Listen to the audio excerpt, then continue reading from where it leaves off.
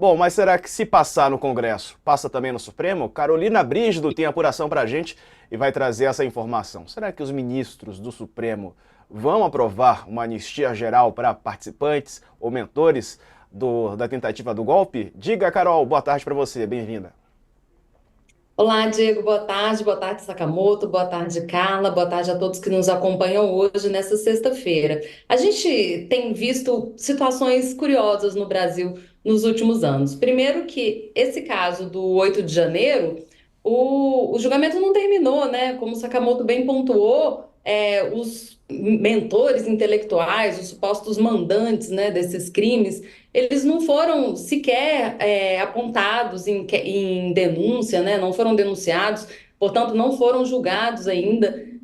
O presidente Jair Bolsonaro também ainda não foi denunciado por conta desses fatos. Então, e a gente já vê uma anistia sendo discutida no Congresso Nacional antes mesmo que o processo judicial se finalize. É claro que entre os ministros do Supremo tem esse sentimento, né, de as pessoas foram apontadas, né, foram denunciadas, depois foram julgadas, foram condenadas pelo plenário do Supremo Tribunal Federal e agora se ensaia uma anistia no Congresso. A vontade no Supremo, claro, é de barrar essa anistia, mas a gente precisa ver quais caminhos jurídicos são viáveis para que isso eventualmente aconteça. A gente viu uma situação bastante semelhante no ano passado.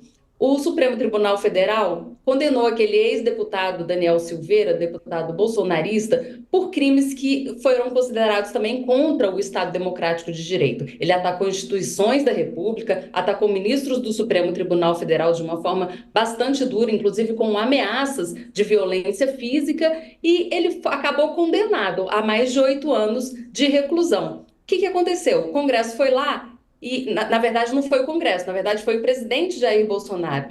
Ele editou um decreto de indulto. Indulto é um perdão. Ou seja, tudo isso que aconteceu no Supremo, essa condenação, né, e essa pena imposta, isso tudo vai ser anulado. O que aconteceu?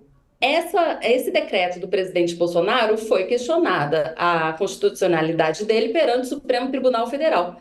O Supremo disse o seguinte: olha, o presidente ele tem a liberdade de indultar presos, de indultar condenados. Mas esse indulto, ele pode ser sindicado pelo judiciário, ou seja, ele pode ser questionado perante o judiciário, a legalidade dele.